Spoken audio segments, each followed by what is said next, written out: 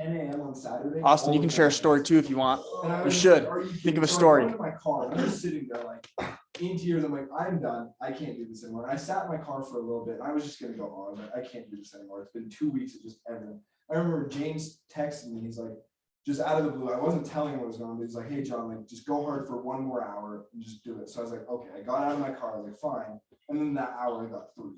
And then they got service, and then that got me out of my slump. And then it was more like a normal retention rate. So it was just that weird 2 weeks. I just nothing worked. Jesus and Spider-Man. No, it's good. I've never heard that one before, dude. It was a rough 2 weeks. No, yeah, I remember. There's always rough patches. It's always like a little bit of ups and downs, you know. So, Austin, you got a story for us? You want to share? Sure, I can share one. Can everyone hear me? Yeah, share a story. I think the biggest one that comes to mind is probably like the 8-day or 9-day. I got like 8,000 one day, and literally the day I before. remember that, dude. It was 12 sales, right? Yeah, I remember that. It was really the day before. I had actually taken a sale in my area, and it was just like the entire day, like it was partially I was just in my own head of like, oh, he got the one sale in this area, but then also like shout out to Isaac, he gave me a really good training at the end of the night, and I just like was not like I'm gonna make some crap happen tomorrow, and then also like I think it was just really like that, you know, that melting point of all the training that had gone on before throughout the summer stuff. So the next day it was just like the bandwagon was insane. I got like, yeah, those 12 cells, and it just like every single street there was like 2 or 3, and yeah, it was great. So That's crazy. Yeah, between either that one or there was another bandwagon time where literally I went this one was fun too. I went and talked to these people. This was actually after I'd had the cops called on me like twice. Like I had this streak for some reason, like 3 out of the 4 days that cops called on me, and I like didn't feel like I was just a lot better at going, like I was pushing a lot more, but still trying to be a pleasant guy. But anyway, one of these places I rolled up, and these people had just moved in. I sell them, and then they tell me like, oh yeah, go ahead and like talk to the next 3 neighbors. So I literally sell the people to their right across the street, and to the left the people across the street. So it's definitely like the bandwagon is real when you can get people together that just want to like jump in. It's all about keeping up with the Joneses, you know. So yeah, sweet. Yeah, whenever you have a big day, like any day over 3, there's always like a bandwagon sale. Like people sign up because they know other people in the area that use Aptus. So that's why it's so important to have a good bandwagon line in your initial. But yeah, we'll train on that. We're not going to train on that stuff like that today, but that was a common theme. So I got to tell Bridger's story at least, but I'll save that one for last unless there's anyone else. I'll share it now, but if there's any other story. No? I mean, I can share mine at the beginning. Yeah. So Like your first summer? Yeah. Okay, yeah, that's a good. Yeah, your story's good. Is that Matt? Matt? Matt Elmer!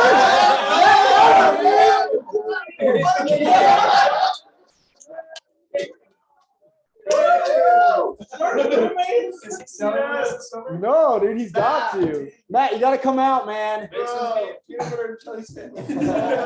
That's a story right there. That's a story. No. Why's your red smash? Awesome, we can't hear you, dude. I think you're on mute. If you're trying to speak to us, we can't hear you. Matt's naked, so he's For some reason, I can't hear him, man. So it's whenever we talk. If we talk, then. now we can hear you, kind of. yeah, Matt was loves you guys. I don't know if you had anything to say besides that. So Besides, I'm naked. Tell him he's got to come out this summer. What is Can you say peanut butter jelly sandwich for us on the camera? Yeah. He's a little stressed right now. So, but you know, maybe we'll get a demonstration on how to make PB&Js right here in a bit. So. All right, no, sorry. Half of the jelly. Okay, Elon's story. Tell us, sorry, I'm gonna go get Abby. Every day. It was so sticky. That was so bad. So my first summer, we were going to San Diego. And it was COVID summer, so it's 2020. And we had kind of gone back and forth on when we were going to go to San Diego. Anyways, we ended up in Phoenix for about a month. And Travis and I were staying at my parents' place. And we were doing all the meetings at my parents' place and little side house like this. So we do all the trainings and stuff. And I go out my first day. And my first person I knocked on was like this senior couple missionaries. I was like, oh, this is easy. And I started and they're like, no, we're good. Slams the door in my face. I'm like, okay. So kept going. I didn't get a sale like the first 2 days. And the hard part was we were living at my house. So, and my dad was already a little skeptical about the job. So I would go home. My dad would be like, oh, how did the day go? Anything? I'd be like, no, didn't get anything today. And then the next day, same thing. No, didn't get anything today. And then a week goes on and I got 2 sales in that week. And both of them canceled before they got service. Oh. So it was an entire week, no sales, no service. I think even Garrett was getting sales, Travis was getting sales. So Even Garrett was getting So guys that I had brought out, guys that I was like super close friends with, guys that I was like, man, I need to beat these guys. They were getting sales and I wasn't. I was like, man, what the heck is going on? Wasn't one of the people you sold your parents? Yeah, my mom. No. I didn't count that one. I think that was after a week, and my mom was like, "You did sales."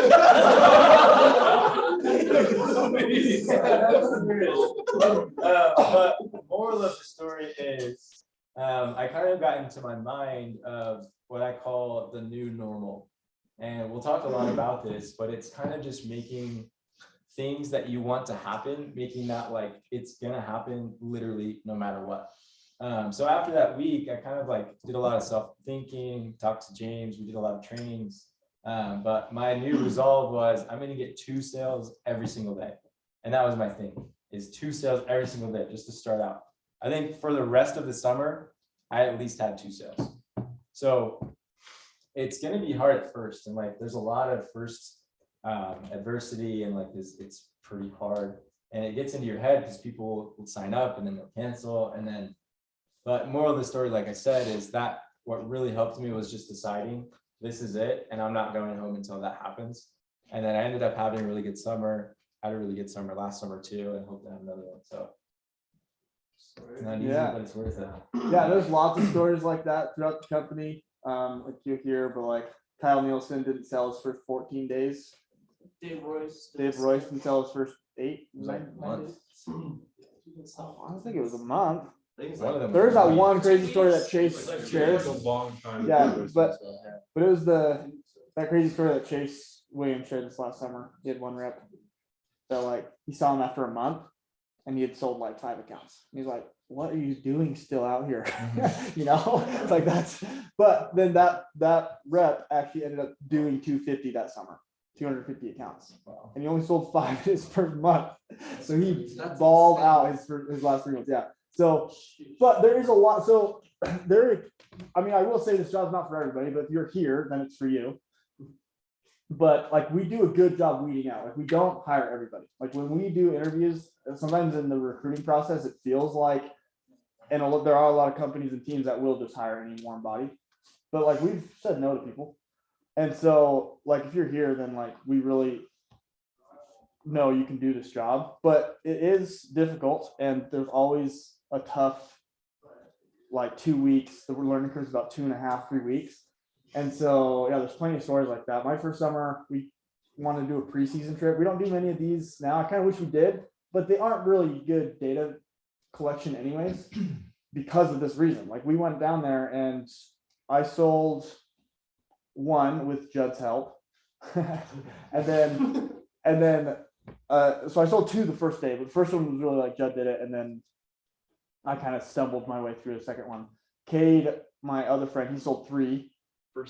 First day, yeah, and then 2 the next day. So he sold 5 in Vegas. I sold 2 and I bageled the next day. Or I sold 0. And Bridger didn't sell any. Quentin sold 2, I think.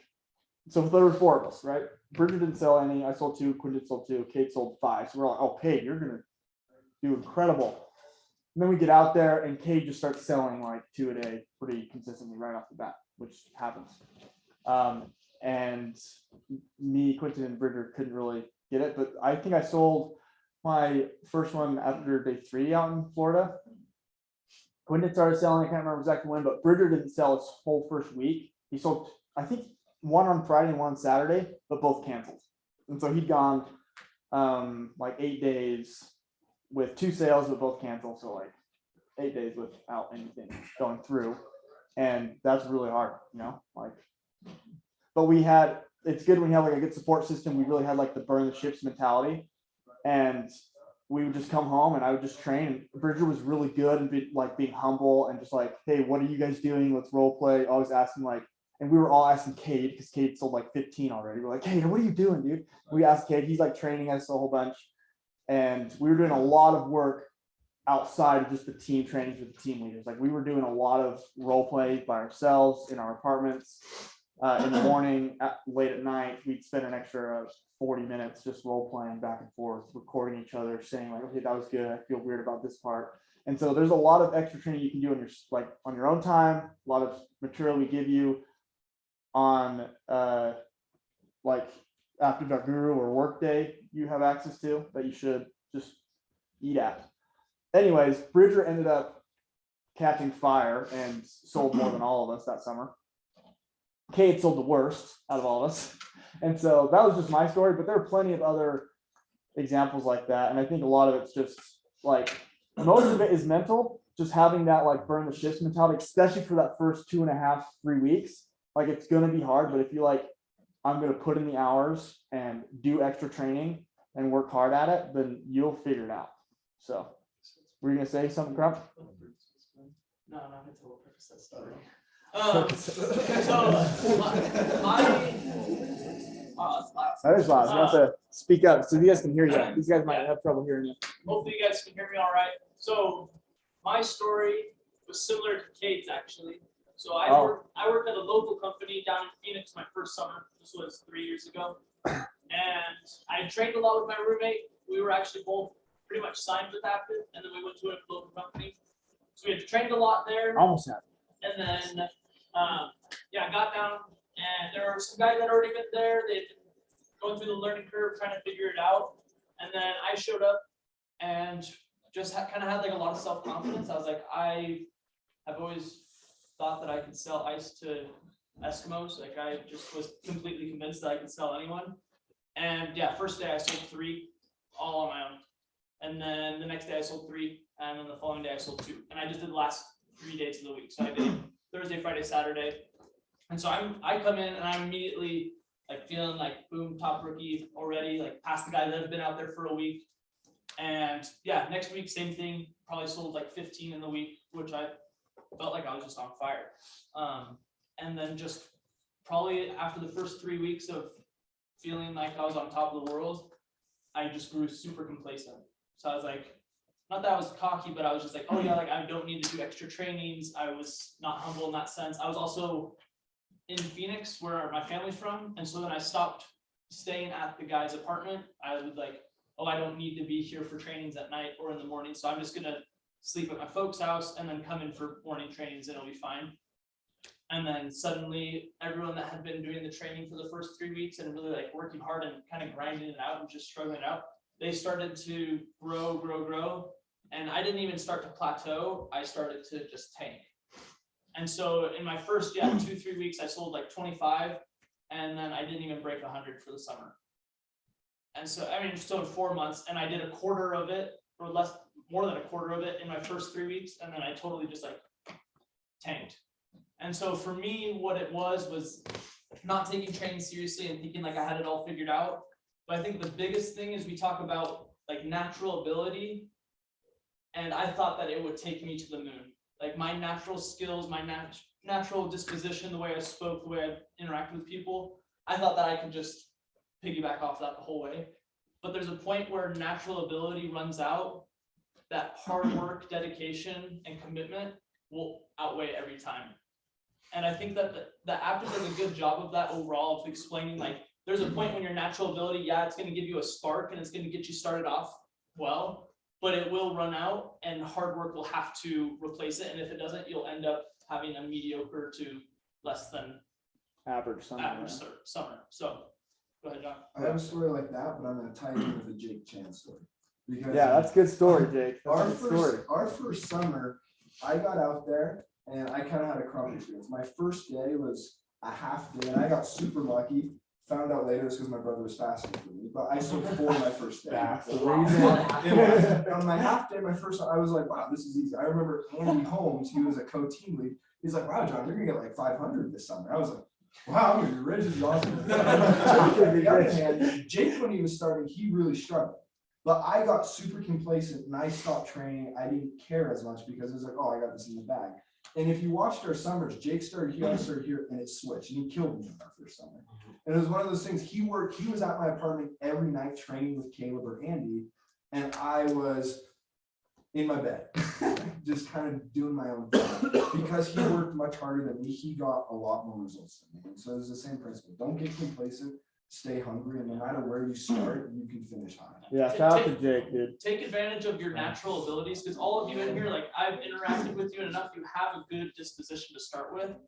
Use that to your advantage, but just know that that advantage will run out and you will need something to replace it. And it's all hard work, commitment, and that dedication to the trade. Yeah, so Jake, he actually got a flyer off his door and called. And so that's how Jake was recruited, like a week before the summer. And he gets in his car and drives out to Raleigh at midnight with the guy he didn't know. He didn't know anyone on the team. He'd never met anyone. Jake Hopkins. Hopkins, yeah. In the middle of the night, he goes, "Hey, my wife is Asian."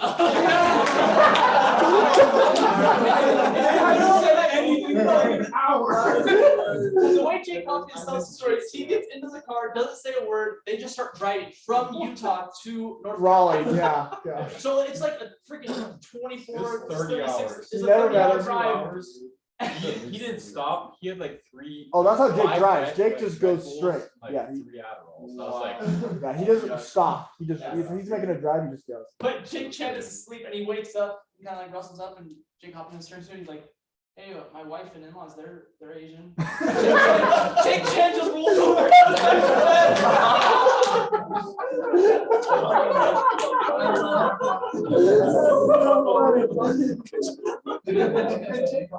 So, but yeah, Jake, I mean, honestly, if I did this, my first summer, if I did it by myself, dude, I don't know if I would have lasted, you know? So that's really incredible.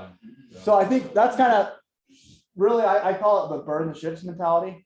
That's kind of what I want to, I'm even recording this so people who aren't here can listen to this later, because I think it's something I want everyone to hear. And we're going to talk about things like this training. I think is going to be pretty good for pre-summer. Like, think about these things pre-summer. But the burn the ships mentality I shared a while ago in a team leader meeting. But the Vikings, before they go like conquer an island, they'd like roll their ships up and they'd get out and burn their ships. Like, we're not leaving. Like, we're gonna conquer this island, or we're gonna like die trying to conquer the island. And so that's kind of the, like, you're not gonna burn your car when you get out there, though that'd be awesome. That's the mentality me, Bridger, like we had, and it's good we have like a support group, but like Jake is a really awesome example. But if you have that mentality, then you really can figure this out. But just, we've all prepped you. It's gonna be, the first little bit's hard, so you put a lot of work. Okay. So I want to talk. I have like a little checklist I want to talk about first, and some of it this is repeat for some of you guys. But I want to talk about visions first and how that's influenced my life.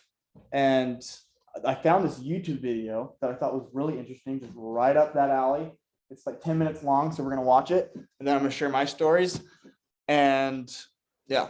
Make sure you share the screen. Oh, it is shared, right? Oh, now for the Zoom. Got it. Green button. Let's see. Share screen. Oh, yeah. Share screen.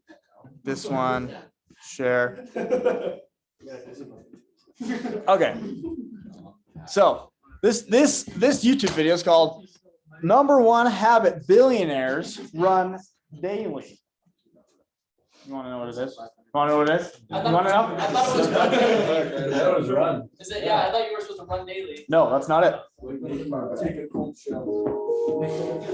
I haven't even watched the whole If thing. you expect to achieve your goals, if you expect to reach your potential, if you expect to have your dreams come true, what I'm about to explain to you is mission critical. You must become a master at visualization.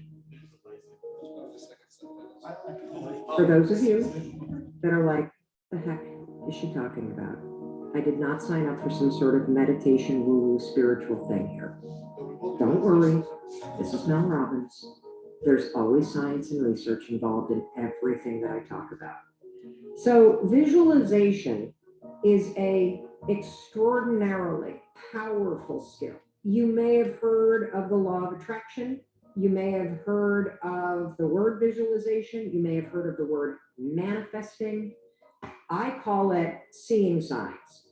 Your brain has a system in it. Here's the technical term. It's called the reticular activating system.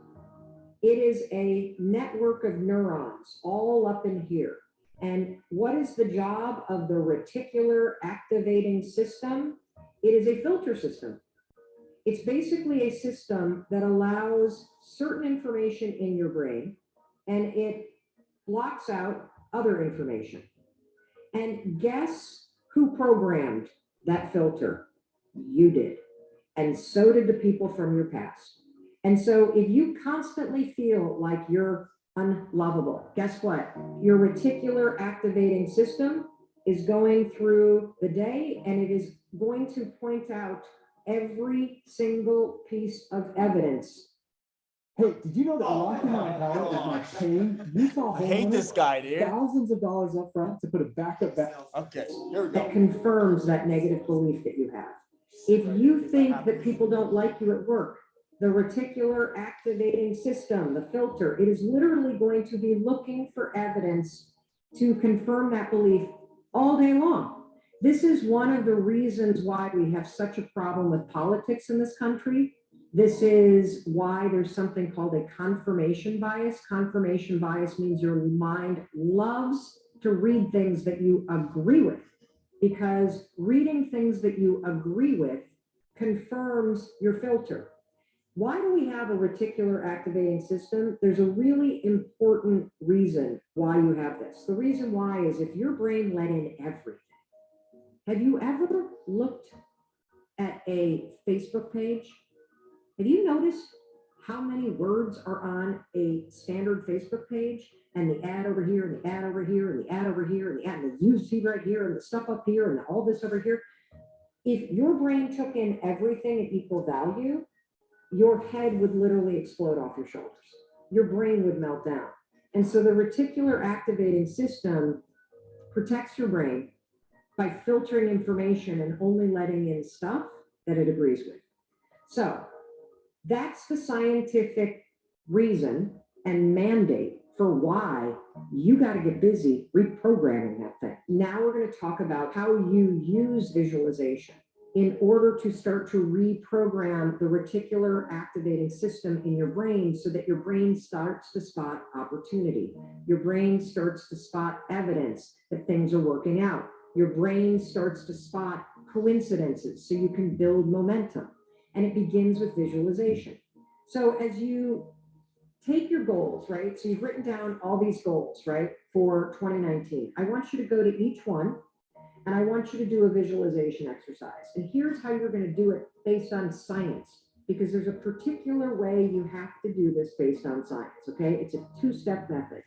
If your goal is to improve your self-worth, I want you to visualize what your life looks like and how you're going to feel about yourself when your self-worth has improved. There's two things that you have to do when it comes to visualization. You have to close your eyes. Truly, I know it sounds stupid, but I want you to close your eyes and I want you to, in your mind, have a specific picture of what it looks like in your life when your self-worth has improved. You're going to see yourself speaking up at work. You're going to see yourself talking more about your business. You're going to see yourself leaving bad relationships. You're going to see yourself defining boundaries. You're going to see yourself going to the gym. You're going to see yourself taking care of yourself. And when you start to visualize the image of that, I want you to consciously, this is step 2, consciously think of the positive emotions that you're going to feel. I'm going to feel happy. I'm going to feel proud. I'm going to stand taller. I'm going to be so grateful that I made this change. Marrying the specific picture. Oh, there I am. There I am. I'm at work and I'm raising my hand. Amazing. I'm sharing my idea. There I am. I'm getting a promotion. There I am asking for a raise. There I am. I've just signed up another customer to my business. There I am. I've gone back to school. I feel so good about myself. When you do that, here's what's actually happening in your brain. This is the cool science part. You are training your brain to have a totally different filter. You see, your brain, my brain, it doesn't know the difference between something that actually happened to you, like the F you got in your test in 10th grade, and the things you imagine that are happening to you. Let me say that again. Your brain doesn't know the difference between the bad things that actually happen to you, the real memories that you have, and an imagined memory that you're creating. Your brain will experience you visualizing going to the gym, you visualizing how happy you feel when you do, you visualizing asking for that raise and getting it, how proud you're going to feel. Your brain, when you visualize in the way that I'm teaching you to, it encodes it as a real memory.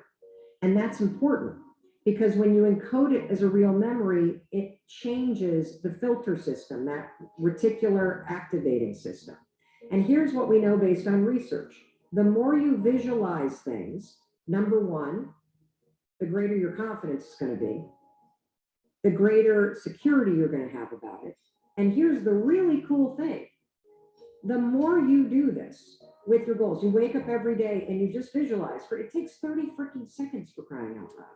You visualize having a great day at school. You visualize curing your panic and how proud you're going to be. What studies suggest and have proven is that simply visualizing yourself doing things actually develops the skill and helps you improve the skills, just as if you were actually doing it. And so there's proof based on research that visualization helps you build skills. And then finally, the other thing that's really important about this is that the more that you do this, what we know based on research is that the reason why you start to believe what you think is because you are reprogramming your brain.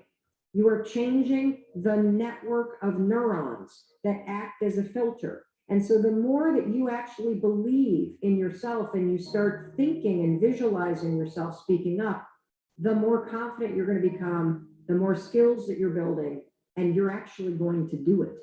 And then instead of looking for all the reasons when you're sitting in a meeting to not speak up, you're going to just speak up because you're going to have changed the filter. You're going to look for opportunities. This is how it works. This is why this is so incredibly important. And so day one, I want you to go through all the goals that you set.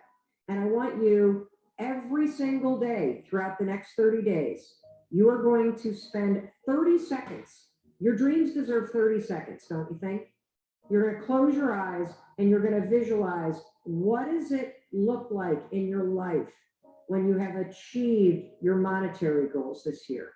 How does it feel to go to the bank and see that balance? How does it feel to be able to write that check and take your kids to Disney World on money that you made? How does it feel to be able to rent your own place or put down a down payment for the house you've always dreamt of?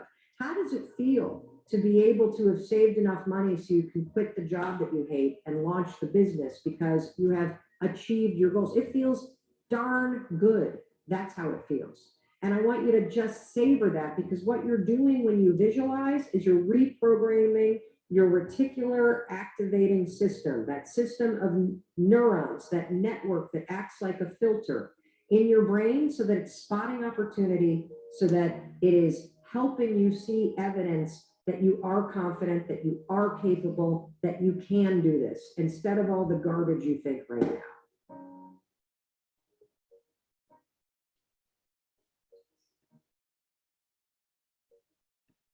Okay, cool. Okay, that was awesome. Okay, so if there's anything I've learned from this job, and even I've been doing stuff like this since high school, because I've got good, like my parents and my siblings have actually, like, this is like a common theme in my family. Like we talk about visualizing, and I have a few family stories even about stuff like this, but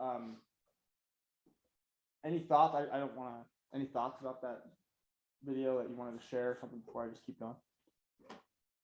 I like how it said the thing about if you're like looking for reasons why something's bad, you'll see them.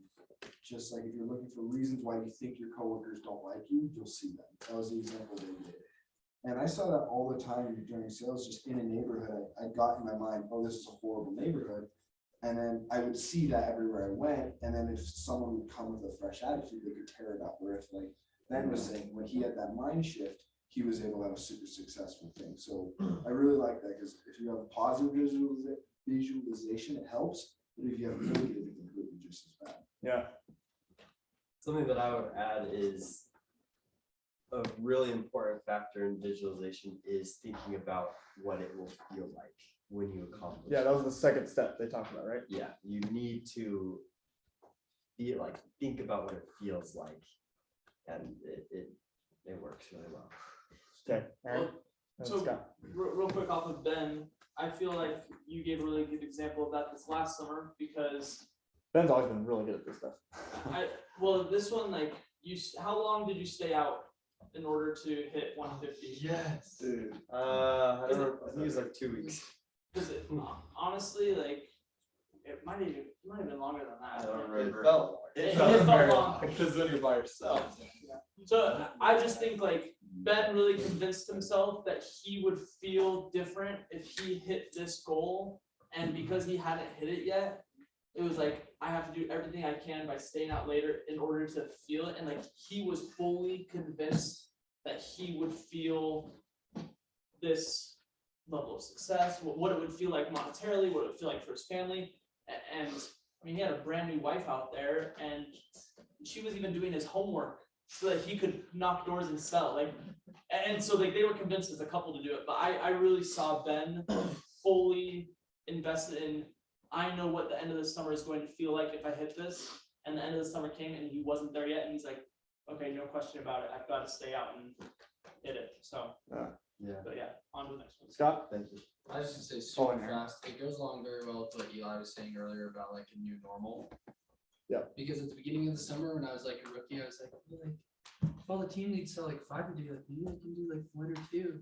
And then like I did that because that's what I like had in my mind. And then I like got 2 for so long. I was like, well, this is boring. Like I want to get more than 2. And I was like, all right, I'm gonna get 3. And then I like got 3 every day. And then I was like, why can't I do 4?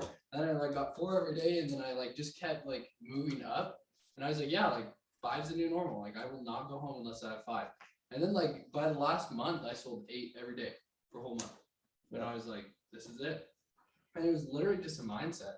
Like that's all. It's not it, Scott. It's the summer, dude. No, this is 10 every day, baby. 12, James. 12. 12.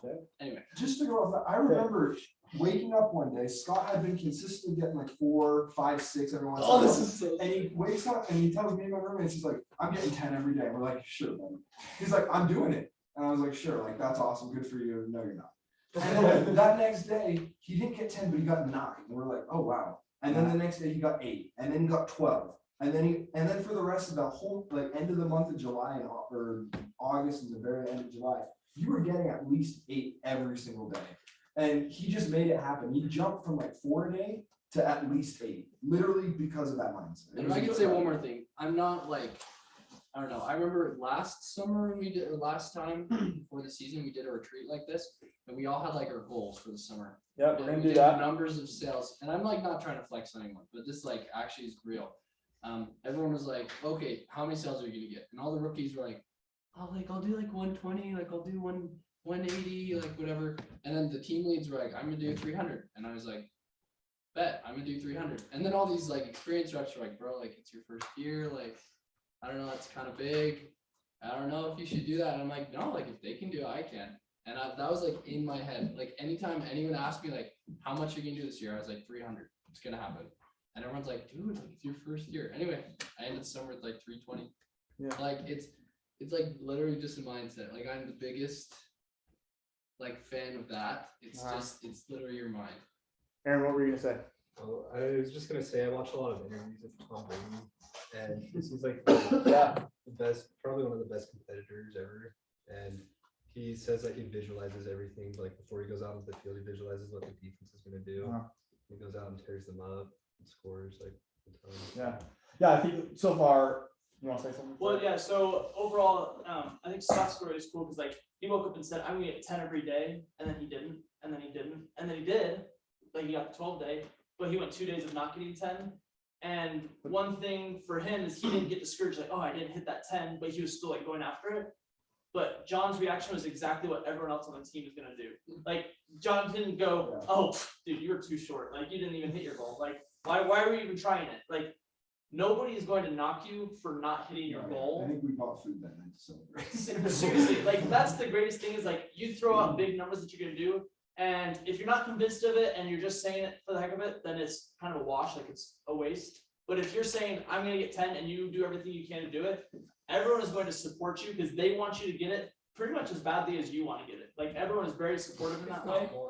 Yeah, it's a weird thing that like you can see and envision success in someone else more than you can in yourself because you self-sabotage. And that's a whole like another psychological issue that you can look into. But like people want to see you succeed. And so when you're putting up your numbers, you're like, okay, I am convinced I can hit it, and everybody else here is convinced. And if you hit the end of the summer, and let's say Scott did only 250 instead of the 300, no one's gonna go to him and be like, hey, you didn't hit the 300, but he's gonna remember it, and he's gonna be like, I didn't hit the 300, I'm gonna keep going at it, and you can level up. So I'm not saying drop down, but everyone is going to support you to elevate to that level that you're at. Yeah, so far we've kind of talked about a lot about how like this definitely relates to sales a whole bunch. But I think I also want to just point out a lot of different examples. Like this principle has blessed my life more than anything that like a habit that I can think of. And that's why when I stumbled across this YouTube video like this week, and it said like #1 like habit of billionaires. Like that doesn't surprise me at all. And it's easy to think about it monetarily or like sales wise, which we've given like multiple examples for, but I'll give you a few more. So a popular religious book, prophet named Lehi,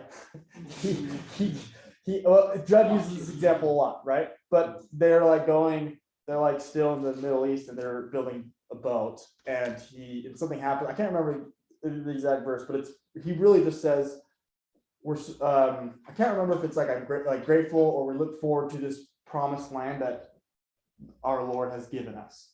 And he says given us, like present, like I've obtained. That's what it is. Yeah, that I have obtained this promised land that I have obtained, and he hasn't obtained it yet, right? Like it's like he doesn't even know where it is.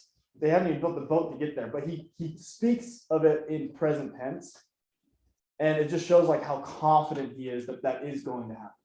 Like it's a memory. Like my best definition of a vision is a vivid memory that hasn't occurred yet, but it's going to happen. Like you are completely 110% confident, like this is going to happen. It's just a matter of like when and how, like I'm going to figure it out. It's going to happen. Right. And so that's like a good example. There are a few in my family. One I like to share is my sister who she gets married and they wanted to have kids and kind of took they tried to have kids and wasn't working. And so they tried a few different things, nothing's working. Doctors don't know why. Still to this day, like for whatever reason, with all their medical knowledge now, like they have no idea why my sister can't have kids. It's weird. And so they go like 3 years and they get together, they make this vision, and again, vivid memory. So Michelle and David, that's the names. They're like, hey, we want to have 2 kids in the next 3 years. And our vision is like, Michelle's vision was like, she's like making dinner and the kids are like playing, they're like 3 or 4 playing in the living room. And like dad walks in from work and they go, oh, dad's home. They go over and give dad a hug and, get dinner. So that's like memory. She's playing in her head and she's thinking about visualizing it and then thinking about those feelings she has when that happens, right? Thinking about the feelings. And they do that for 3 years and like just nothing, like they can't get pregnant, But I mean, I think it gets more like personal and spiritual, I guess. But I'm trying to prove like this principle and a lot of things you learn with this job are very applicable with like sales. But if you will like expound your skill set you learn here and these things you learn into other aspects of your life, you'll be like, yeah, blessed tenfold. So, okay, I was gonna finish the story, but you go. Oh, have you read Think and Grow Rich before? Skimmed it. I've not read the whole thing. So Cover to he cover. opens the book with the guy who has a deaf son, and he's like, "My son will hear." Yeah, Everyone's like, "What?" confident. It's Like, happening. That's not gonna happen. And then he invented the hearing aid. His son was able to hear. Yeah. Oh, Yeah, it's like It's incredible. Chills. Yeah. So my sisters, then they start looking into adoption. It's crazy expensive. My dad has a connection to a family in Tahiti, and a lot of Islander, their culture is if they have kids, and like that's why everyone calls each other cousin, because a lot of times if you have a kid and you can't support them, they'll just give them to their older, younger sister. They raise them, and it's your kid, but like they grow up calling your sister mom. Like it's just like, and it's just an adoption, and so they do that a lot. Michelle goes over there with this connection. She's there for the birth. And while they're in the hospital, there's talk about the French embassy or something, like they have custody over kids up for adoption in Tahiti. And so they're like, no, this baby's supposed to go up for this French adoption agency, and she's in the hospital and the mom of the baby's there, like, take the baby and get out of here. So she takes the baby and like runs outside the hospital. Yeah, she's like, okay, it's my baby. She like runs, she goes to the house and she's stuck in Tahiti for like 6 months trying to get a visa for this baby. And so they do, but she can't come home. Well, she could, but she wouldn't leave the baby. And so that happens, but she figures it out. It was like a really hard time for her, of course. Her husband's flying back there like every 2 weeks. And then they finally get back with the visa. Oh, and the other cool thing was she couldn't get pregnant, so she just ended up going to school and becoming a lawyer, which ended up helping a ton when she was trying to get a visa and going through all the legal things there. And then she gets home, and like 5 days later, not even a week, another family up in Salt Lake reaches out to them because they like immediately posted, hey, we're looking for another kid. And they're like, hey, yeah, we have some, like, pretty much come adopt our kid up in Salt Lake. And so they had another kid 2 weeks later. She goes to the birth, takes that baby home. And so in 9 months, she had 2 kids, but adopted both in that crazy way. And adoption's crazy hard. Like adoption, normally you get on lists and wait for 5, 6, 7 years. And then eventually she tells a story like that day when she's like cooking dinner and they're like 4 years old and that David comes in and those feelings they're just so much more surreal when like you've envisioned it every day. She's visualizing the feelings and then it actually happens. It's just so much more real. And if like you could literally like do anything with your life, just imagine it, visualize it every day, and then work towards it, and you could do anything. And so I was just gonna say, James loves talking about other people. I want to talk about him for a sec, because he is the best at this I've ever seen. There are times where he'll set a goal, he'll be like in a cup match or something. You guys will see this over the summer. He'll be like, I'm getting 10 today. And then there were a couple times where lunch would come and he didn't have any. And I go to lunch and I'm expecting him to be mad down, and he's smiling because he knows he's gonna get it. He's like, I'm still getting it. I'm still getting it. And then there was like one time in particular where it was like 8 o'clock and he had 1, and he had told everyone he's getting 10. And then between 8 and like 9:45, he got his goal. And you were just like, what is wrong with this guy? And he has gotten this better than anyone I've ever seen, where he just knows it's happening and then makes it happen. And it's incredible. Yeah. I wish I was really good at this. To be truthful, it's like when we did the James Clear thing, who went to that. James Clear, who wrote the Atomic Habit book, which is an awesome book. Kind of goes a little bit with this, like just make sure you're doing, if you want to visualize every day, like read that book, that'll help you. But visualizing something you should do every day. And I'm not perfect doing it every day, but it's definitely the number one principle I've learned the last 10 years of my life that's like been the most life-changing, like doing something like this. Not just in sales though. Like you think about, I was thinking about when I was dating, like the type of girl I'd marry, or the walking out. It was always like walking out of finals, right before Christmas break. Like that, that feeling when you like walk out of the finals and you're just like, I'm done, like it's over. You know that feeling, but it's so much more enjoyable when you visualize that feeling every day leading up towards it. And you can feel those emotions, and not only just like being free, but like actually getting like a good score, the score you want on that test, or getting a grade in that class that you want. And so really apply this principle in every aspect of your life. Like you should do that. Finishing the home, how does that feel, Landon? That feels really good. Do that just like every morning. Take 30 seconds, visualize that moment. So it's really a moment in the future. You visualize it happening, and then you imagine the feelings you're going to feel. Yeah, this is going to be, it's going to sound a little bit silly because, well, I just got home from my mission, and after this job, I was like, okay, I'm going to apply this to the rest of my life. And I still felt like a boy. Like I would not define myself as a man. Even coming home from my mission, I was like, I'm such a boy. So like, I'm living at my parents' house. I don't know. That's the best way I can describe it.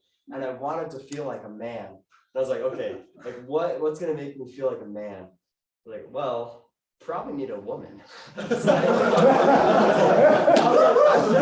never had a real girlfriend. Like in high school, I had like flings and stuff, but I was like, I'm gonna get like a serious girlfriend. I'm gonna find a girlfriend, and I could envision myself. I'm like, I'm gonna sell super well this summer so that I'm super confident, and I have all the time in the world to date, and I have all the time in the world to spend with whatever girl I find, and then they're gonna be able to call me like their man. Like I am gonna be their man. So it sounds funny, but I'm serious. I was like, I thought about what that felt like. I would be really confident. I would be comfortable. And then the one time I was on a hike. This is once Mikkel and I were dating, and I had my arm around her, and she's like, "You're my man." And I was like.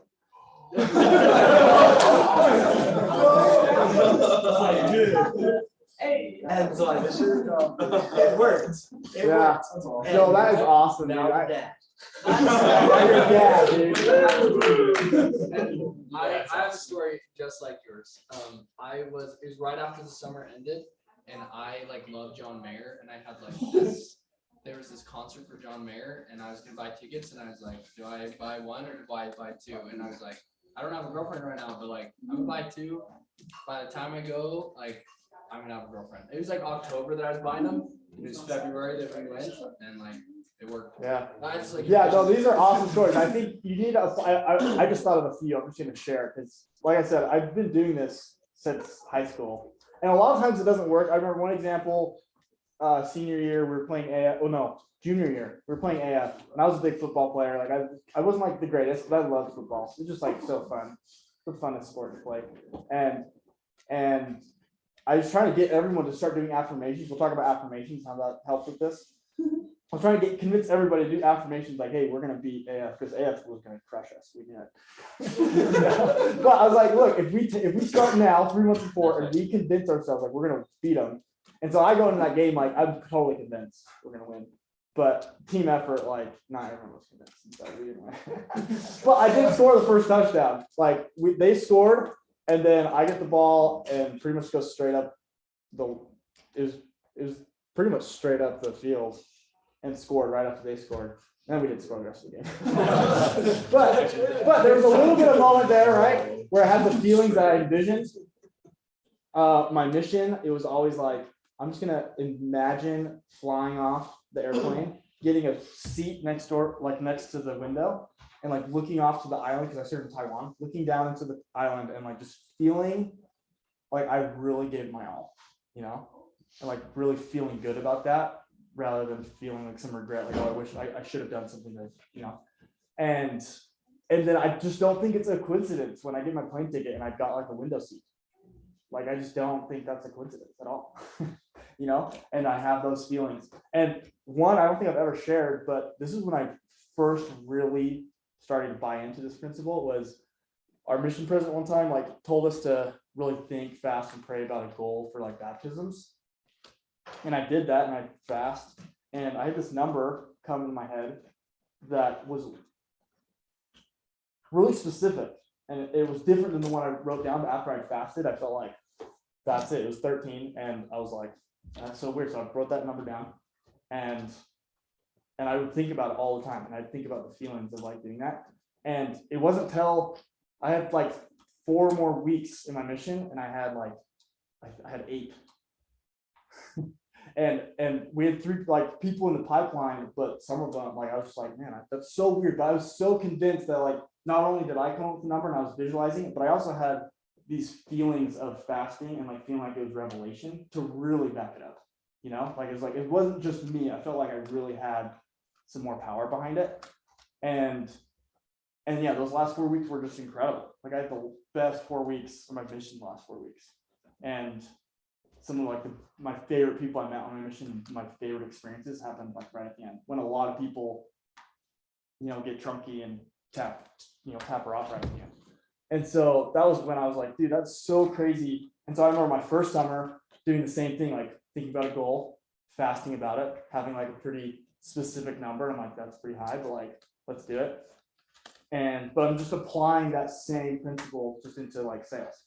So it's easy when we do these meetings, but I want to harp on this visualizing thing like throughout the whole summer, because I don't think I did enough last summer. Like, because it really is the biggest, most important skill I think you can learn going through something like this. And use, if you learn anything throughout the summer, like a skill that you're going to use later in your life when you're 25, 30, 35, 40, 50, it's this, I think.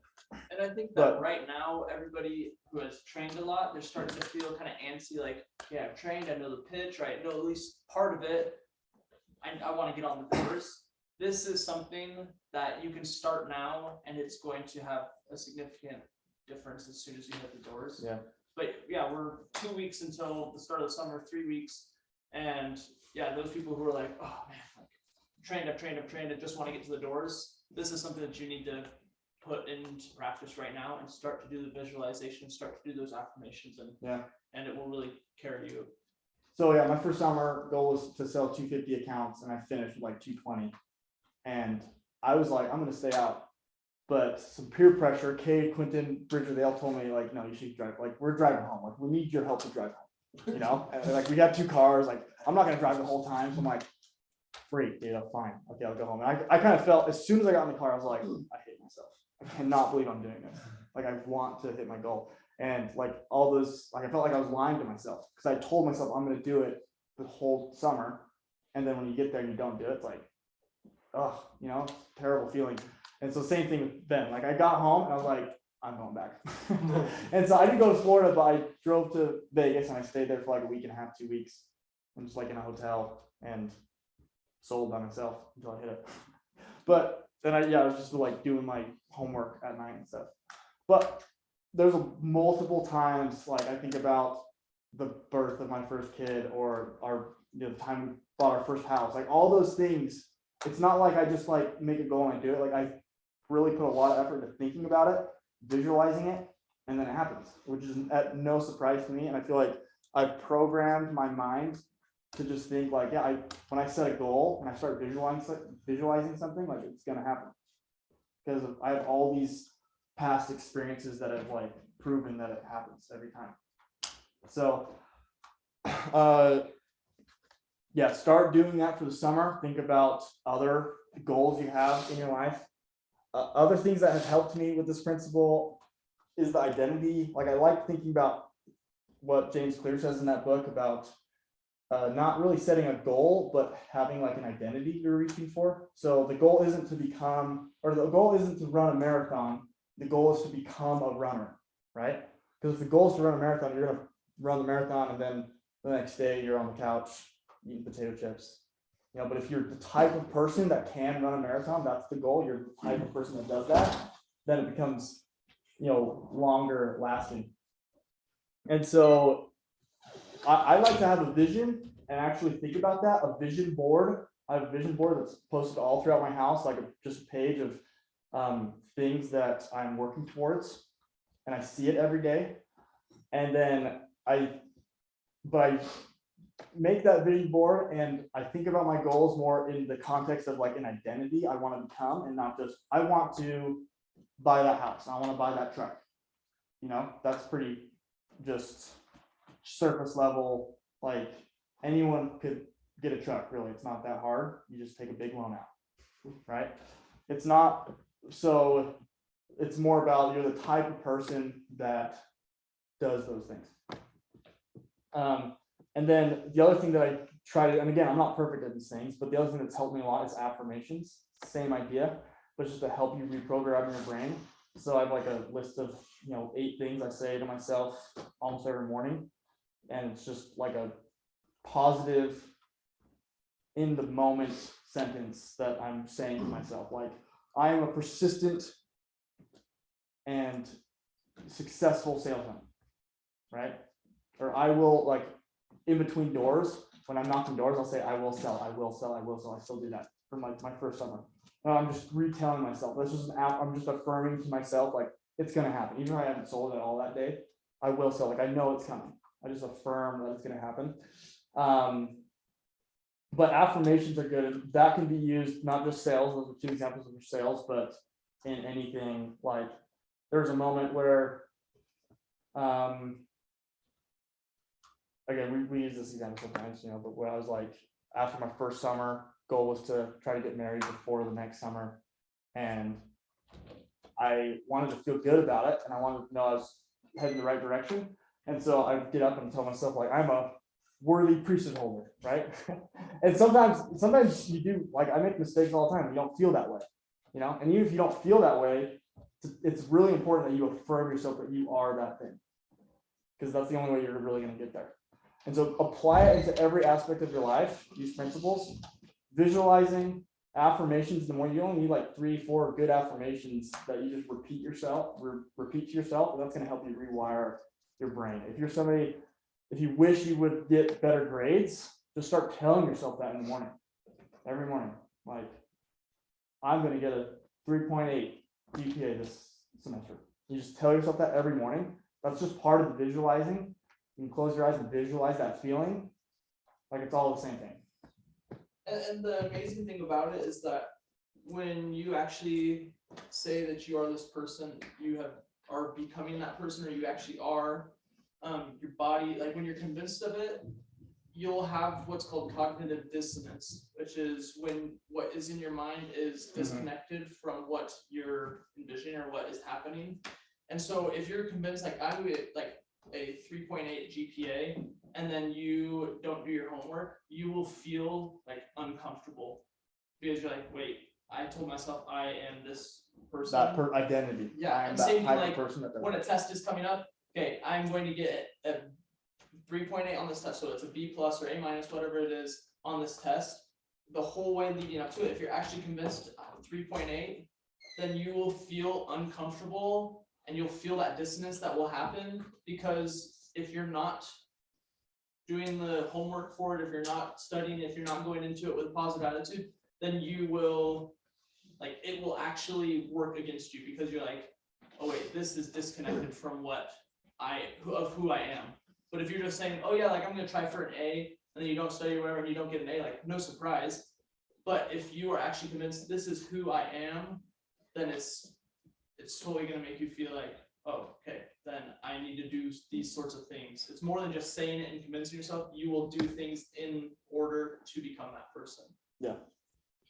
Cool. Well, yeah, I hope you guys feel like I'm trying to like beat a dead horse right now, because I really want to just make sure this is like the number one thing I want to make sure like you guys learn, and I want to hit a lot during the summer.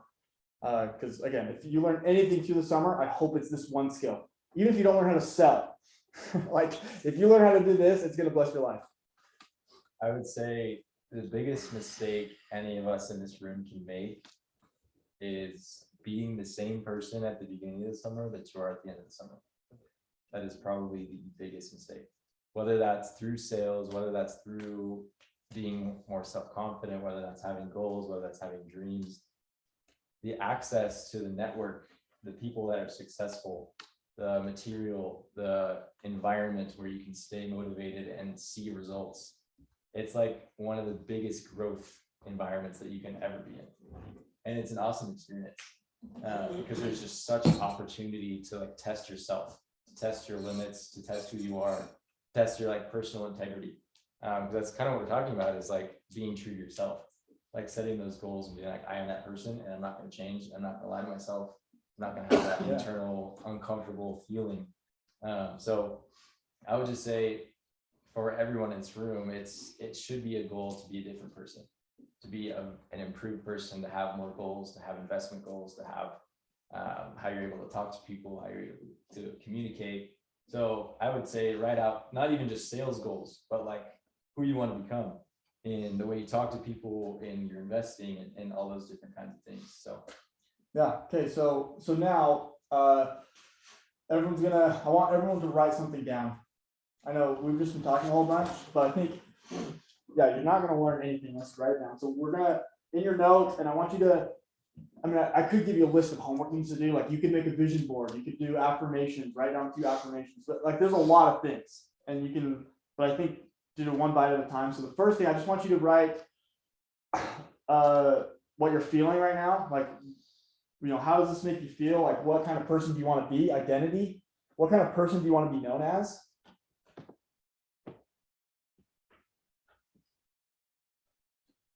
By your parents, by your friends, by your teammates, people in this room. future wife. Yeah. Who, it's not just sales related, right? I want this to be like, what is your identity, or what do you want your identity to be? Who's the person you know you are inside, but maybe not are exactly today? I know it's just on your note on your phone, so hopefully you'll take some time after this to type it out, print it out, you know, put it on your bed nightstand, you see it every night, or put it on your mirror in the morning, you see it.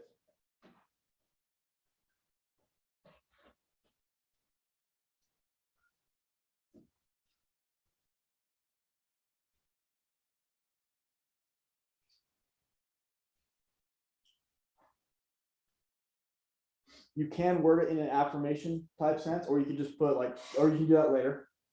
But if you, the runner example, right? Like if you want to be known as someone that is a runner, then I'm going to write, I am a runner. And I'm going to tell myself that every morning in the mirror. I am a runner. Just look at myself in the mirror. I say it 3 times. And you'll just start to really believe it, even though you haven't been running in a while.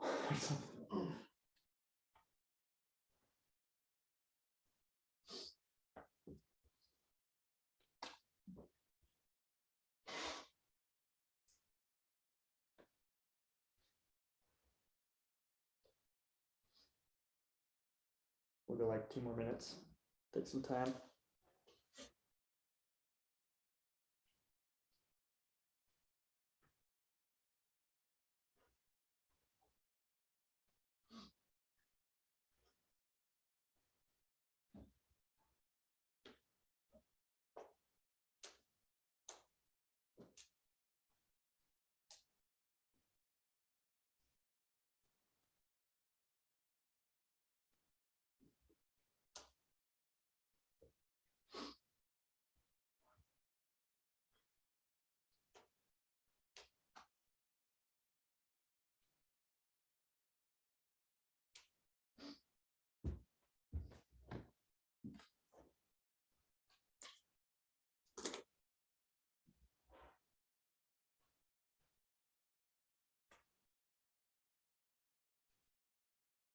It's like Sydney left, but I'm still recording it, so.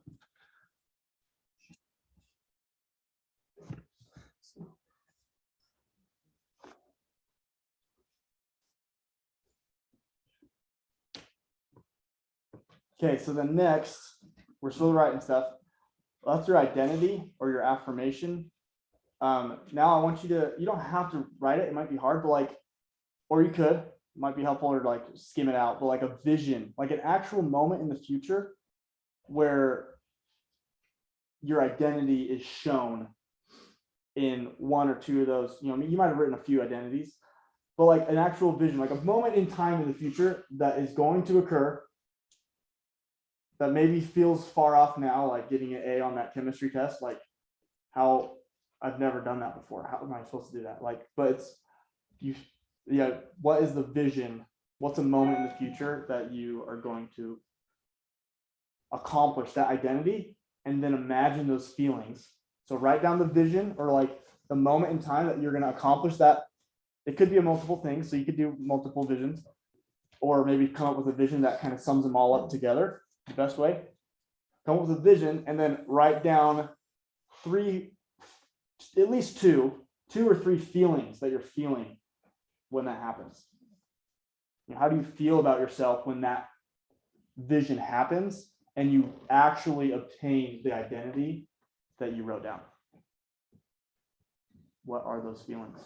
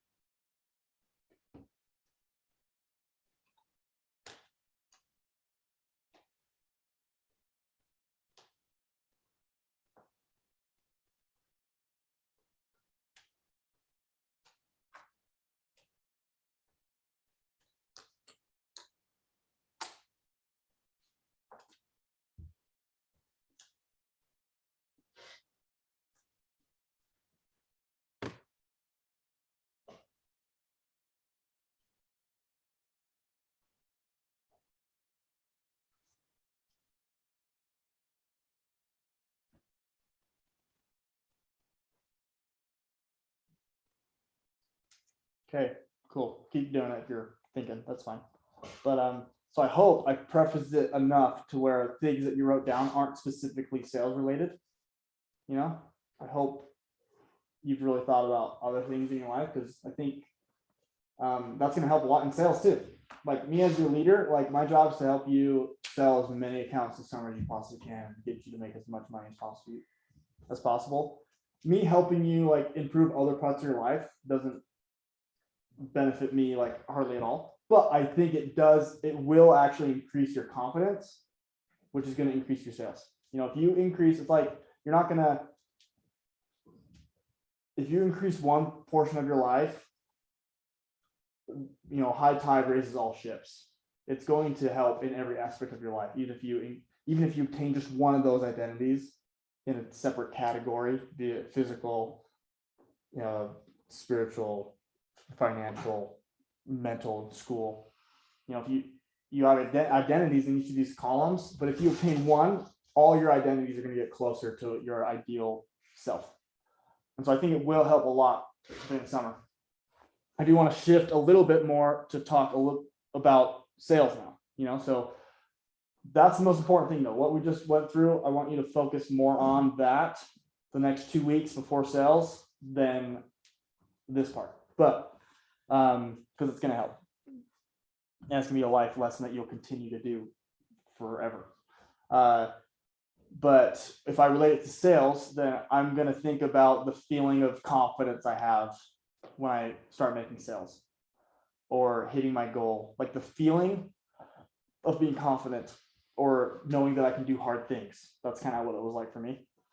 Then there's also the feeling of, like she was talking about in the video, of being able to buy things or, you know, the financial benefits, not having to worry about school or being able to go on a date and take them out to like Cheesecake Factory.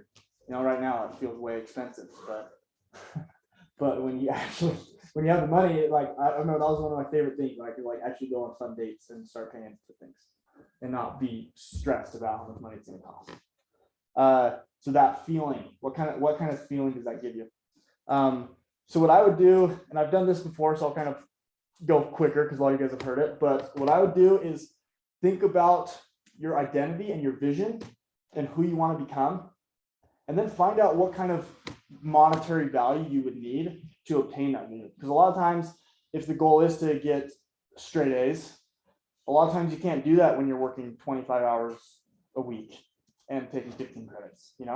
And so that's part of the reason a lot of people do this job, is to, you know, relieve some of that stress during the school year. So you have enough time. So maybe one of the goals, okay, I want to make enough money where I can pay tuition. I don't have to work during the school year. Maybe it is you want to date more and I need more money and I need more time. So I'm not working and more money to go on dates. But how does that make you feel? But you're kind of narrowing it down to like a specific monetary value. And don't just throw a number out there. Like, I would encourage you guys to do the math, you know, like, I want to move out of my parents' place, feel independent. How does that feel? But where do you want to live? Go look up that place and find out what it costs per month. If you're going to live there 8 months after the summer, then, you know, do the math. How much does that cost you? Okay, that's a number. If you want to buy a new car, okay, how does that feel? Why do you want to buy a new car? That vision. But then actually go look up that car and find out how much it costs. And then you're just going to start aggregating the numeric value of what it's going to cost you to get to your vision. And that should be your earnings goal for the summer. And now that number, you know, a lot of guys do this job like, yeah, I'm going to make 50K this summer. You know, they just throw a number out there. It doesn't mean anything. But if you've done a lot of this practice and visualization and thought about who you are, it means a lot more to you. You know, that $30,000 it's not just a number you throw out. It like means those feelings. It's way more intrinsically motivating. And so that's why it's so important to do those things first, then come up with like your earnings goal. And I love, I mean, it doesn't have to be, but I love when guys are like, I'm going to make $32,500. You know, it's like a little more specific, because to me, it just feels like, man, okay, that person's really put some thought into it. And it means something more to them. And then you're just going to do the back math. Okay, how much revenue do you need to be paid on to get that? Okay, given, you know, like 85% cancel rate, how many do you have to service? You know, and I always build in some fluff or, you know, some room for error. So I always kind of go on the low end. So like 85% would probably be on the low end. Should be a lot better than that. But how much do you have to service? Okay, if your average contract value is this, you know. So I'm not going to do all that right now, but that's a helpful exercise that I can and will do with all you guys during the summer. And then I like to just focus on the controllables. So there's a lot of things in the summer you can't control, but when I do that, I'll show you the few things you can control. One is your contract value. That's very controllable in the market we're in. And so you got to control what you're pitching and, you know, how much you're selling each contract for. You can't. Oh, well, yeah. Then the next thing is your closing ratio. How many sales are you making per decision maker? And we're going to be very data driven like this on the summer. Within the first 3 weeks, we'll have like, hey, right now you're closing 1 in every 20 people you talk to. And that's a controllable. That just has to do with how well are you trained, like how well are you trained, and can you do more training? Can you get better? And so that's a controllable. How many people are you closing? And then the third one is just how hard are you working, or like doors knocked. How many doors are you knocking? How many people are you talking to? Those are really the three things you can control. There's a lot of things you can't control in this job. If you just focus on those three things, and we can do the math of like, okay, if you want to make this $32,500 for the summer that are tied into those emotions for your vision and identity, that means you need to knock 19.3 doors every hour, 20 doors an hour. Often that's kind of the case. And it's not hard to knock 20 doors an hour, given your closing ratio is 1 in every 20 or whatever it is. You focus on your controllables and you break it down. And now 20 doors an hour is really easy. And when it's hot and I'm tired and I really want to go to lunch a little early, I got an hour left, I can go back and think, look, I've only got an hour. I've got these goals, visions I've put a lot of work in and thought into. All I need to do is work, knock 20 more doors till lunch to do my part to get my goal. So I'm going to help you break it down. So that's a really helpful exercise that I've done like every year, and it's helpful it's another lesson I've learned from this job is like focusing on the controllables. There's a lot of things that are out of your hand, but so now on that same sheet, I want you to write, I mean, you can do this a little bit later, but roughly you can write the, yeah, I guess I don't want you to do it now because I want you to think about that monetary thing. So you can change it. You can change it. This is opt to change, but I want you guys to write down your service revenue goal. How much money do you want to make? And then how much money do you want to service to get to that goal? So it's just the goal for the summer, some of you guys are kind of new. So I think if you don't know, then don't just throw a number out. Like we can do some more training and I can tell you a little bit more how to do this, but Do we have a team contract value goal? yeah, I think it should be like 750. Yeah. Okay. That's what we've talked about. Yeah. And Yeah, that's what it was last year. And I think we can totally keep it because we're still doing bi-monthlies for the first half of the summer. And then it's just keeping our quarterlies high, it's totally doable. But so yeah, write down a service revenue goal for the last summer or for your summer. But then, yeah, I want you to go back and actually think about, I want it to be tied, and I don't want it to just be a number thrown out. So there's an invite. I wanted to get all the numbers now, but I'm realizing I want to give you guys time to do that exercise I just walked you through, the monetary, and then finding out what that means you need to bring in revenue wise. And then I need everyone to text it to me when you do that by the next week. So everyone here should have my phone number. If not, I will.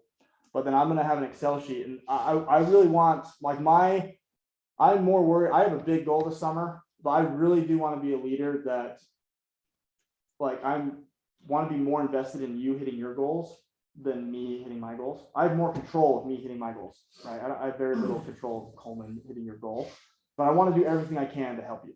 And so I want to know what your goal is. And then, well, just for a moment, 30 seconds, write down a number. It could be something you just throw out there, and then I want you to actually go through the exercise. But for now, I just want to make sure everyone's at least thought about it. So write down a revenue service number for the summer.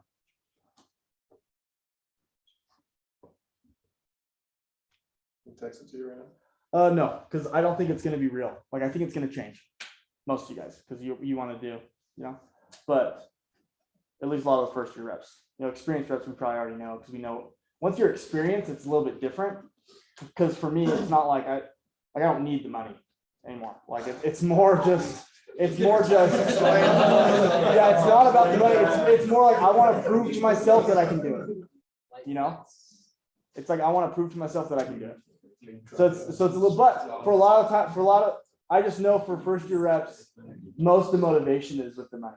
We want to be in the shoes where we don't need the money. So, okay, so we've written that down. Now I know we're doing a lot of writing now, but now I want you to write down commitments that you're going to make to yourself right now that are going to help you hit that goal, that number.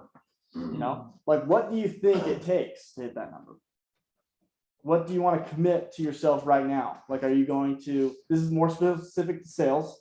This is a practice you can do with your other goals and stuff, but what are you going to do, you know, when it's Saturday and we're supposed to be knocking till 3, 4 o'clock even, and people want to go to the beach early? You know, what are you going to do? What do you do when there's temptation and they don't align with your goals? What kind of extra training are you going to do by yourself or with your roommate each night? What are you going to do on the weekends to prepare yourself for the week of sales the next week? You know, what are these commitments that you want to make to yourself to help you achieve those goals? Because right now we're all feeling really pumped about it and excited to go out there and hit that goal, but once you're out there, it's not that easy. So you got to have these commitments like, hey, I'm going to do this. Tell me to. And then I'm going to invite a few of you guys just to share a commitment or two if you want. Yeah, I've been looking at you a lot. Dude, you got one? I'll say a commitment. Okay, yeah. Write a few commitments and share. Well, you brought up James Clear, Yeah. and then that got me thinking about what he was talking about. And I didn't really like think about it until you brought it up, but I've been, like, as I've been going to the gym and working out, you know, if you miss a day, it's like big deal. But then James Clear is like, don't miss twice. Never miss twice. Never miss twice. So I think I was trying to, like, just barely in this meeting, I've been thinking, how could I rope don't miss twice into selling? Because it's not like right off the bat, it's not really, they don't really correlate. So I was thinking, it's like, you know, every door, you know, if you miss a door, you can't expect to sell every other door. Because that would just Don't miss twice, dude. Right. Dang, I said that one. I don't know. I'm not gonna miss this time. So I think, and then, you know, you're bringing up, you know, 20 doors an hour. I feel like every hour, if you miss it, like sell 1 door an hour. If you miss a sell in an hour, I think I'm just not gonna miss the next hour. Just get 1 sale an hour. Money. Yeah, I think that's good. I think that seems doable for me. Yeah, that's awesome. Absolutely. And you could also put that into something that's a controllable factor, like, Right. like doors knocked specifically. If you don't hit the 20 doors in that hour, don't miss twice. Yeah. You're hitting the 20 doors that next hour. Yeah. I want to keep going with the commitment thing, but I did think about this. A lot of us get this sick feeling about knocking doors, or you will have this feeling eventually. I mean, everyone does. But you're like, oh, I don't want to knock this door. But the way I get past that feeling is I really rely on the data, and I'll try to be a lot more data driven this summer. And I want to like give everyone like their closing ratios weekly, so you know how much better you are getting. And hopefully as the summer goes on, we should be getting better at selling, and we should be knocking more doors. We should be working harder and harder every single day towards the end of the summer. And where was I going with this? I just lost it. But we want to make sure. Yeah, I was thinking about the spreadsheet, really. I just want to make sure that everyone's super data driven. And oh yeah, when I have that sick feeling, the way I get rid of that sick feeling is maybe I go 3-4 hours without getting a sale. You know, I'm like, freak, I missed twice. And so I have that sick feeling, but I know if I've knocked that many doors and I've talked to that many people, like the chances of me selling like back-to-back doors are pretty high. Just because like the numbers will always average out eventually. You just got to keep going. And so the more no's I get, I just get more excited for the next yes, because I know it's closer and closer and closer and closer and closer. Instead of getting, especially your first 2 weeks, instead of like knocking doors and just feeling like, man, everyone's saying no. If you can have the positivity mindset of, I'm that much closer to a yes. It's taking every situation when it could be negative and finding a way to look at it positively. That's going to help you get through that, right? Because you could be really mad that everyone's saying no, or you could be thinking, I'm so close to a yes. Right. Just so different. Okay, other commitments? I'm making a few commitments. One is like getting like 2 like one-on-one trainings every week, Okay, yeah, and then another one. Let me see. that's a great one. It's very controllable, right? Yeah. So very, and that's the other, these commitments should be super controllable. So like I like Coleman's, it's great, but a lot of times like sales is uncontrollable. Like even I go 4 hours without selling. Right. Right. So if you can make it very controllable, like I'm going to do this every day or and don't miss that twice, very controllable, I think I like. the That's plan helpful. plan is the- knocking doors. Yeah, Yeah. miss 20 in an hour. Okay. And then, I mean, not something I can do right now, but once I'm knocking, I'm gonna knock every day for all the hours that I'm supposed to knock. Yeah, all the hours. Stuff, not take a long lunch. Visualizing every night before I go to bed, my goals and everything. And just talking myself through the whole pitch, like every night and every time I wake up. Yeah. Dude, those are great ones. Like if you do that, those are very controllable. And if you do every single one of those, like you're gonna have this new confidence. You're gonna feel like you're working toward those goals, and it's gonna help you a ton. Anyone else? I made a commitment because last summer I was pretty good at, on bad days, I really analyzed what I did wrong. And that always helped me have a good day the next day. But I'm committing to myself each day to actually take just a little, like a few minutes to analyze the day and say, okay, what did I do well? What am I gonna do better tomorrow? So even if I had a great day, I'm gonna still analyze and say, what am I gonna do better tomorrow? Yeah. Or the same if it was working so well, Yeah. Well, I would say better even. Yeah, because you can always improve. Okay, cool. So then this has gone a little longer than I thought, but the last thing I want to do is think about these commitments, and I want to help you fulfill those commitments. Obviously, it'd be way too hard for me. Like, there's also other team leaders here and stuff.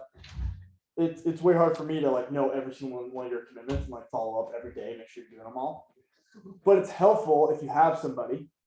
So if you do have somebody like your roommate or something to like share with them your commitments, then that's going to help, obviously. But I'd like to come up with some team like standards or commitments that are going to help, because everyone's got like different specific commitments that they've made to themselves. But I think we can consolidate them all into like a few standards that like we just write up on the board, and they're always there all summer long, and it's just like what our team does. Like we are the team. It's like we just talked about identity, but like our team, we are the team blank identity. We are this type of team. And these are the standards, these are the commitments we've made, and it's to benefit everybody that's made these goals and commitments. And so probably more like a document so you can. Yeah, probably more. I mean, probably more. Do you want to be the scribe, Landon? Careful with this. But thinking 5 minutes, 10 minutes. Yeah, probably 10 minutes. 10 minutes. 5 minutes, 10 minutes. Yeah. Thanks, dude. But yeah, so other commitments, but I wanted to just come up with some team standards, commitments, things that are going to benefit everybody here after what we just like went through. But I want to kind of consolidate them so it's simple, easy to know, and something that you can go back to. Okay, these are the team standards, right? We're trying to commit to. We're ready to knock our door. We're ready to knock before the team meeting. Oh yeah, I love that one. So you come to the meeting like ready to knock. No going back to No going back to the park. Dude, yeah, that's Dude. probably lost. So So you just write all these down, because you just write them all down. Yeah, we're just and gonna then write we'll the- yeah. consolidate them. We'll consolidate it to like more simple stuff, but just ideas thrown out. It's not like super specific, but like this would, like, I think this would really help me like hold each other accountable, like, are you gonna be on time today? Hey, wake up, like, you gotta be there. Yeah, helping It's like- each other out. That's it's a like- huge part. Like if you've ever been on any sports team ever, like that was a huge part of football. Like there's always some people on teams that. Yeah, or it's just their weakness, they just like they're hard to wake up. They're not a morning person, like you gotta help them. So. instead of going to knock 20 doors every day for like, as a How many? Every hour. Oh, so. man. I was like, What do you wow. Bad rule. Yeah, no, that's good. Let me think Or is about there that. good, like a Let me think good about that. daily knock maybe? There we go.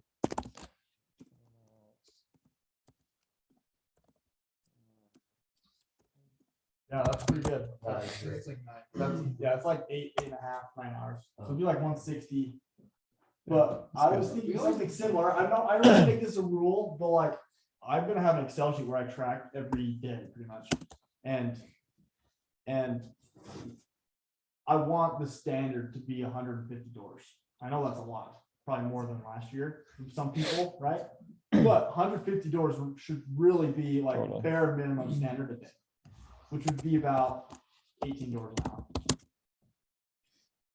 But and I'm more looking for what 900 doors a week. Like I like to look at weeks, but if you can do, you know, on average 150 doors, you might have some days that are less, some days that are more. But if you can do 900 doors in a week, then let's average 150 doors.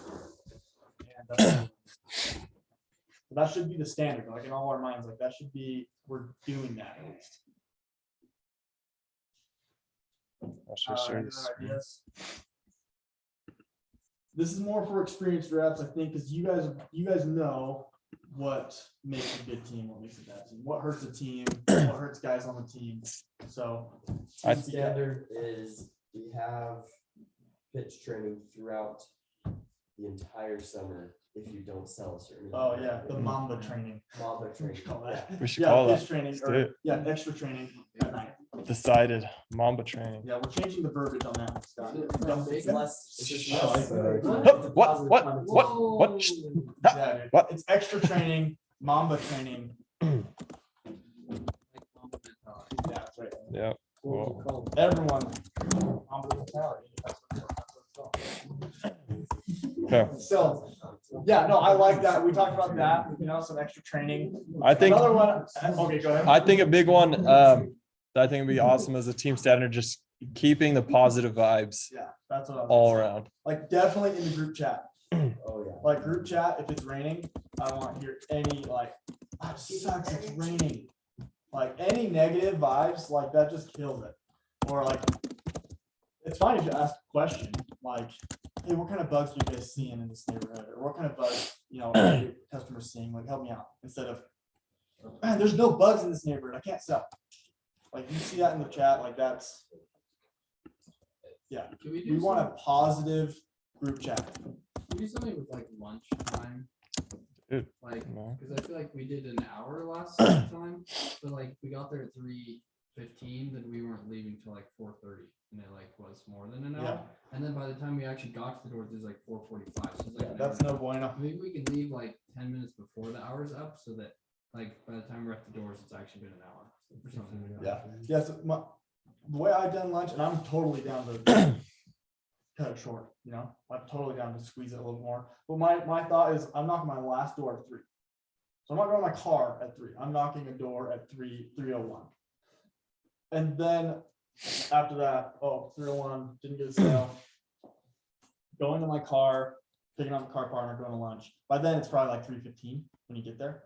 And I like doing lunch as a team.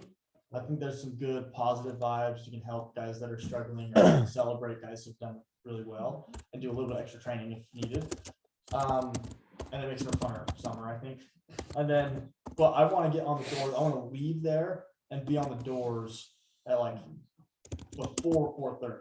Like if so I get like an hour lunch for like 15 minutes drive time there and back.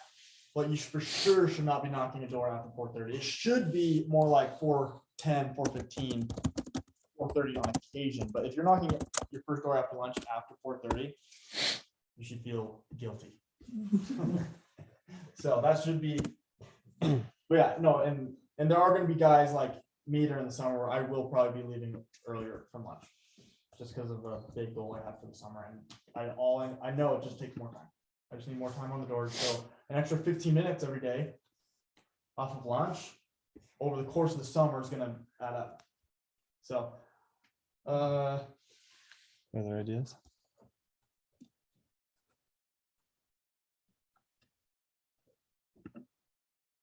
kind of along with that, just and along with Ben's giving one first door 10:30. I think, especially as the summer gets later, it's easier and easier to push the set goal. Just that's what we do.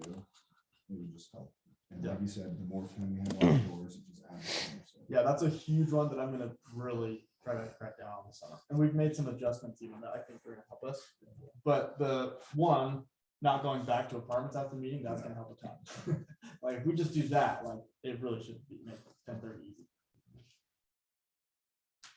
Cool. So I mean, I think we could keep going, but I kind of envisioned this happening where, I mean, we can keep going too, but I want to try to just consolidate Into what, like into like 2 or 3 3 like rules. Like we are, standards? this is who we are. And it's going to be like an identity for the team, kind of like you wrote an identity for yourself, just barely. And so the one I kind of want to write is, and Tosh has made, you know, standards for his team like this, but it's like we knock the hours. Like that's who we are. Like we knock the hours, we knock all the hours, we don't take long breaks, we don't go to lunch early, we don't go back after lunch late. We knock our first door at 10:30. We're knocking our last door on the day at 8:30. We have these standards and like that's just who we are. And we do that every day. And I think that goes along with a lot of the things. we Yeah, said, right? lunch, So we're just first door. consolidating them. Yeah. Hold each other accountable. That's a good one. Okay.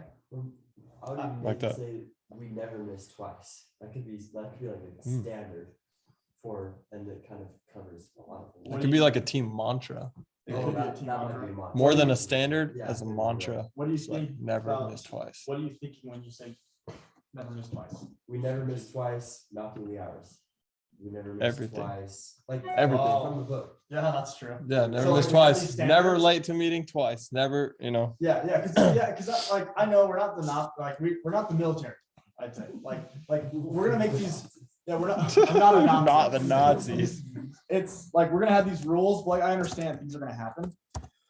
But I like the mantra like never miss twice. Like if Sorry? you miss a day, you don't hit 150 doors that day. So with an M or you oh, better A hit or 150 no? doors the next day, Can, Okay. right? this is not as serious, but can we actually enforce the grab bag?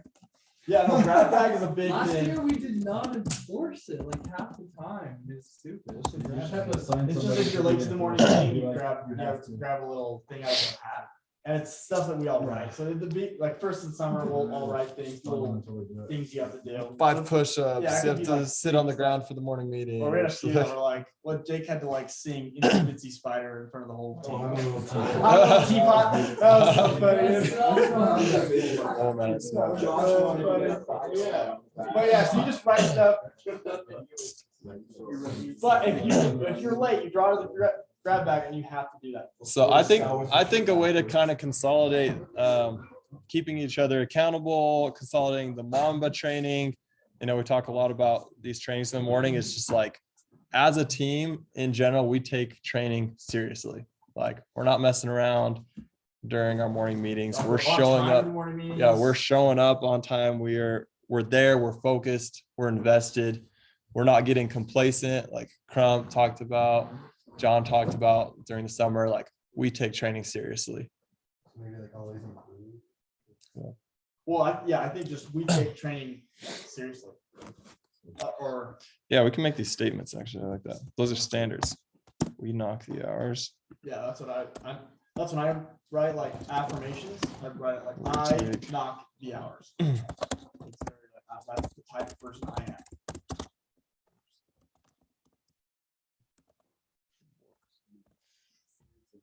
Seriously.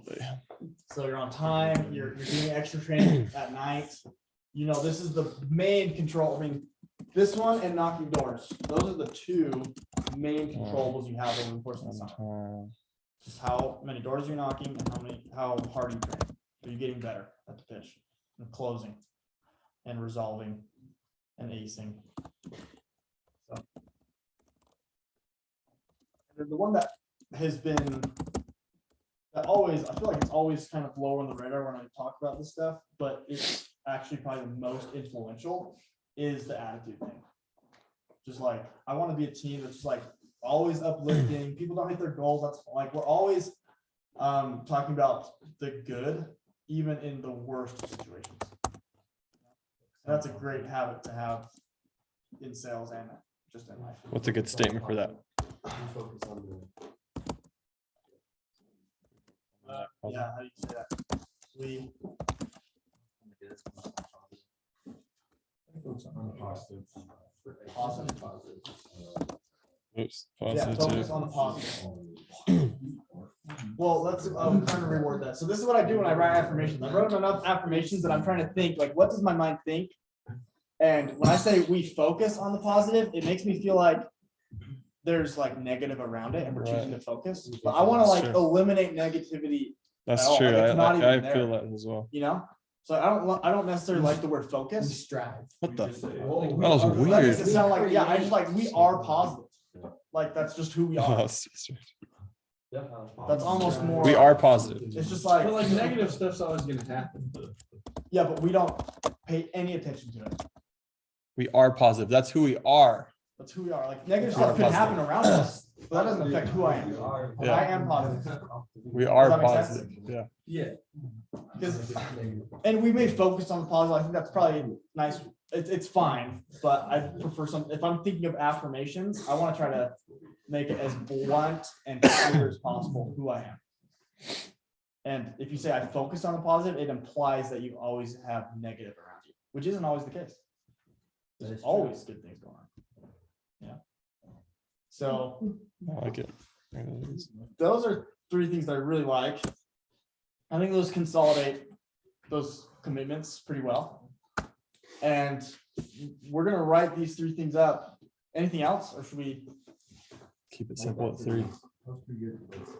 So we're gonna write those things up on the board. They're gonna be up there all summer long. And I want, when you think about those are the commitments that we've made as a team, and that you have separate commitments, maybe not just sales related, but again, I want, as the leader, all the leaders here, we want to help you hit your goals.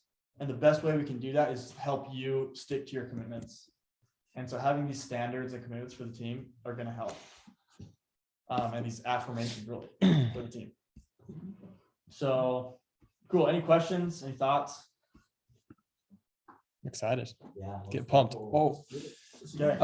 while the burgers are almost ready, should I go over just real fast, just a couple things to start Yeah, looking for okay, the buy burgers real are fast? cooking right now, so Landon's just gonna go over mostly for first year reps. Maybe we should talk about while we eat. Wow, wait. A lot of the burgers are. Well, it Oh, only takes okay. like 5 minutes. Yeah. Just do it real fast. Okay. We have everyone's attention. Okay, just for new reps, just to keep in mind, I know you might be antsy about the summer. How am I getting out there? What should I be packing? What should I be buying? What do I need to start the summer with my feet on the ground? Okay, so a couple things that you'll want to buy, and we can send out a list, but just logistical things. Make sure you have your iPad. Okay, everyone needs to provide their own iPad. Make sure you have data on your iPad.